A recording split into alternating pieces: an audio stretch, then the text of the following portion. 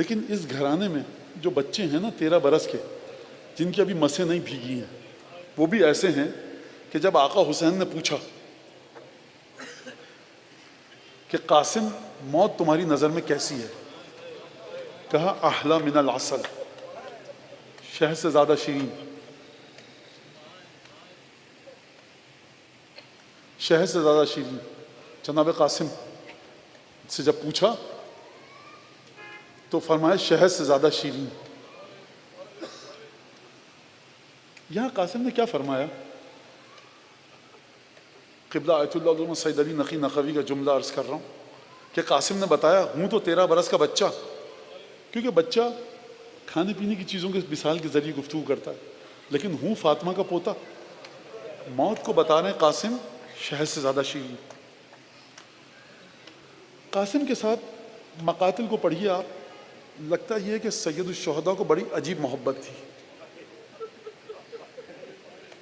آپ مجھے بتائیے، خدا آپ سب کے بھائیوں کو سلامت رکھے، آپ کا بہت متقی دوست ہو، بے تحاشا متقی، پاکیزہ، طیب و طاہر دوست، وہ مظلومیت کے ساتھ مر جائے، خدا نہ کرے، اس کے 10-12 برس کے بیٹے کو آپ دیکھیں گے، گریہ آئے گا؟ آپ کو نہیں آئے گا۔ یہ حسن مجتبیٰ کا بیٹا ہے، یہ فاطمہ زہرا کا پوتا ہے۔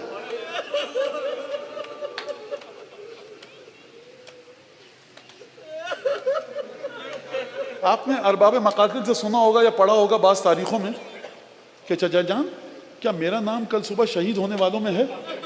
کہا کہ تمہارا نام بھی ہے بیٹا، اور تمہارے بھائی علی اصغر کا بھی۔ قاسم کے لیے سوال تھا کہ کیا یہ اشقیاء خیموں میں داخل ہو جائیں گے؟ ایک دفعہ شب عاشور گزری، صبح عاشور آئی، انصار و یار و یاور گئے، ایک دفعہ بنو ہاشم کی باری آئی۔ دیباچہ شہادت بنی عبد المطلب آغاز ہوا علی اکبر سے، اور اس کے بعد جب علی اکبر گئے، یہ دیکھیے، یہ جو آپ گریہ کریں گے نا، ثواب ہے نا، کس کو دیں گے یہ ثواب؟ یہ ثواب دیجئے، ہدیہ کیجئے امام مجتبیٰ کو، کیونکہ امام مجتبیٰ کی ایک ایسی مصیبت ہے کہ جس میں سید الشہداء بھی شاید کہا جائے شریک نہیں ہے۔ وہ کیا مصیبت ہے؟ انشاءاللہ کہ جب سیدہ رسول کی شہادت کے بعد امام مجتبیٰ کا ہاتھ پکڑ کے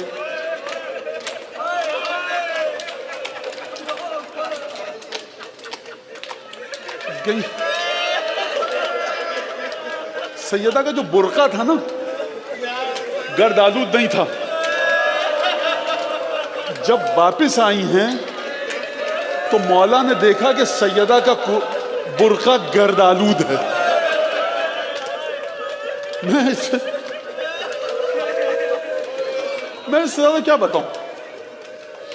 آپ پوچھیں گے اس میں امام حسن کے مصائب کہاں پر ہیں؟ جس شہزادے کا ہاتھ پکڑ کے آپ کی آقازادی گئی تھی نا، اس دستاویز کو لے کر وہ شہزادہ تھا حسن مجتبیٰ۔ لہذا جو قاسم کے مصائب کو سننا تو امام مجتبیٰ دعا کرو تمہارے یہ آنسو حضرت مجتبیٰ کے دل پر مرہم کا کام کرو۔ ایک ایک کر کے بنو ہاشم گئے، ایک دفعہ قاسم آئے، چچا جان اپنے الفاظ میں مصائب پڑھ رہا ہوں، کہا چچا جان مجھے اجازت دیجئے۔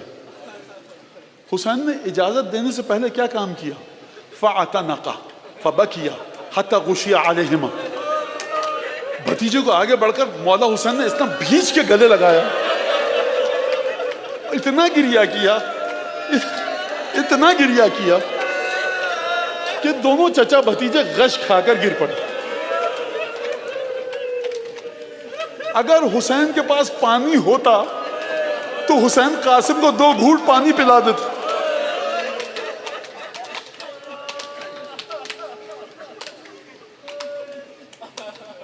قاسم خیمے سے نکلے، اب رک جائیے یہاں پر، چلیے لشکر یزید میں۔ لشکر یزید کا راوی کہتا ہے مقاتل کی عبارت کے مطابق فخرج من الخیام غلام وجهه کالبدر، خیمے سے ایک بچہ نکلا، لم یبلغ الحلم، ابھی پوری طرح ریش مبارک اگی نہیں تھی، سبزہ پوری طرح چہرے پر اگا نہیں تھا، اور ایسا تھا کہ جب خیمے سے نکلا لگ رہا تھا کہ 14ویں کا چاند نکلا۔ مجھے آپ یہ بتائیے کہ 14ویں کا چاند جب لشکر یزید کا سپاہی دیکھ کر کہے تو ماں کے دل پر کیا گزرے گی؟ گلے لگانے کا سبب میں بتا دوں، آپ سننا چاہیے، آپ کے لیے یہ جملہ ہے۔ گلا لگانے کا سبب آپ سمجھتے ہیں مولا کے گریہ کرنے کا سبب کیا ہے؟ قاسم بیٹا، میرے الفاظ اپنے الفاظ میں مولا کے قلب مطہر کی تشریح کر رہا ہوں، قاسم بیٹا دل نہیں چاہتا تو جائے، یتیم میرے بھائی کی یتیم نشانی تجھے کیسے بھیجوں؟ میری بیوہ بھاوچ میں کیا جواب دوں گا؟ غیرت مند گوارا نہیں کرے گا کہ یتیم جو اس کی سرپرستی میں ہے اس کے بدن پہ کوئی آنچ آئے، اور وہ بھی حسین جیسا یتیموں کا خیال رکھنے والا۔ لیکن بیٹا قاسم کروں تو کیا کروں؟ تجھے اگر نہ جانے دوں تو بھیا حسن کا خون میرے ساتھ ملے گا کیسے؟ گریہ کیوں کیا جانتے ہیں؟ ایک دفعہ خون کی قے کرتا ہوا بھائی یاد آیا، اور تابوت میں جو تیر لگے تھے وہ یاد آئے۔ بکی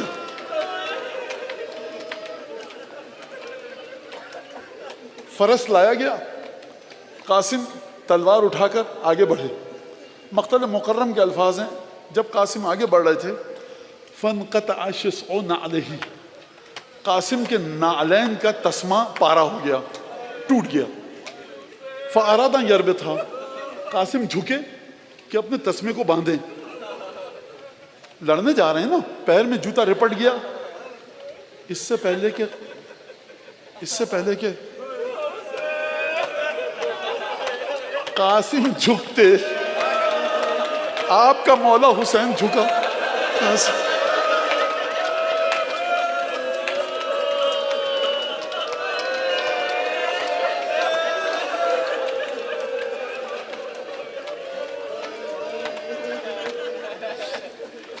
گھوڑے پر سوار کیا گیا، میدان میں گئے۔ آپ ارباب مقاتل سے، خطبہ سے کیا سنا ہے آپ نے؟ تاریخوں میں لکھا ہے بر صغیر میں۔ جناب قاسم گئے، دستور یہ تھا پہلے پہلوان آتا تھا، پہلوان ازرق شامی نام سنا ہے آپ نے؟ اس کا بیٹا آیا، جناب قاسم نے واصل جہنم کیا۔ دوسرا بیٹا، تیسرا بیٹا، 4 بیٹے، کہیں پہ 3 بیٹے آئے، جناب قاسم نے قتل کیا۔ میں ایک جملہ کہوں آپ سے، دن کا وقت ہو، دھوپ نکلی ہوئی ہو، شدید گرمی ہو، آپ دوڑ کے کوئی کام کریں نا، 5 منٹ کے بعد آپ کہتے ہیں پانی مل سکتا ہے ٹھنڈا، کیونکہ آپ نے بھاگ دوڑ کی ہوتی ہے نا، تو آپ کو پانی پینے کا دل چاہتا ہے۔ تمہارے آقا زادہ شہزادہ قاسم پوری رات اپنے چچا کے ساتھ عبادت کی ہے، قرآن کی تلاوت کرتے کرتے لب خشک ہو چکے ہیں، پہلوانوں کے ساتھ لڑا ہے چلاتی دھوپ میں، شہزادے کے بدن پر پیاس کی شدت تھی۔ ایک دفعہ پسر سعد کا حکم ہوا کہ دیکھو ایک ایک کر کے جاؤ گے، قابو نہیں پا سکو گے، گھیر کر ہر طرف سے حملہ کرو۔ ایک دفعہ شہزادے پر حملہ کیا گیا، جس کے ہاتھ میں تلواریں تھی اس نے تلوار ماری، کہیں سے نیزہ، کہیں سے تیر چلے۔ اب ایک دفعہ قاسم کے بدن سے بھل بھل خون بہا، گھوڑے پر جناب فروا کا چاند سمجھ نہ سکا، گھوڑے سے زمین پر آیا۔ کربلا کا واحد شہید ہے جس نے آقا حسین کو جب آواز دی ہے تو یہ نہیں کہا ابا عبداللہ، یہ نہیں کہا مولا آئیے، کہا یا عمہ ادرکنی، چچا میری مدد کو آؤ۔ ایک دفعہ حسین نے جب یہ جملہ سنا فحمل علی القوم کاللیث الغضبان، تلوار ریان سے نکالی، بپھرے ہوئے شیر کی طرح لشکر پر حملہ کیا۔ لشکر کو جب پیچھے دھکیلا، آئے فروا کا چاند، لاش پامال، زخموں سے چور۔ حسین لگتا یہ ہے قاسم کی لاش پر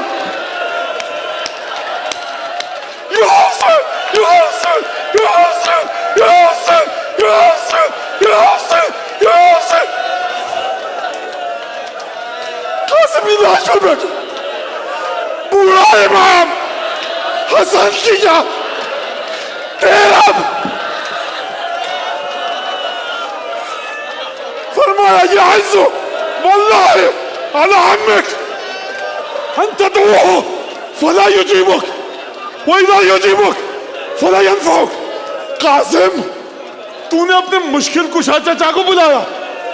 چچا آ تو گیا لیکن اس وقت آیا جب یہ ظالم تجھے ٹکڑے کر چکے تھے. آیت اللہ العظمی عبد الکریم حائری. آیت اللہ العظمی عبد الکریم حائری. آیت اللہ العظمی عبد الکریم حائری. مجلس سے پہلے روز مصائب پڑھے جاتے تھے. ذاکر آتا تھا شہزادہ قاسم کے مصائب پڑھتا تھا. جب یہ جملہ پڑھتا تھا نا تیرے چچا پہ بڑا سخت ہے کہ جب چچا آیا تجھے مدد نہ کر سکا, یہ ظالم تجھے قتل کر چکے تھے, تو آغا فرماتے تھے اس جملے کو میرے سامنے مت پڑھا کر, میرے دل میں طاقت نہیں ہے. میں ہاتھ جوڑ کر کہوں گا عبد الکریم حائری سے, آغا آپ کے دل میں سننے کی طاقت نہیں ہے. آپ کا مولا قاسم کی لاش کو اپنی آنکھوں سے دیکھا.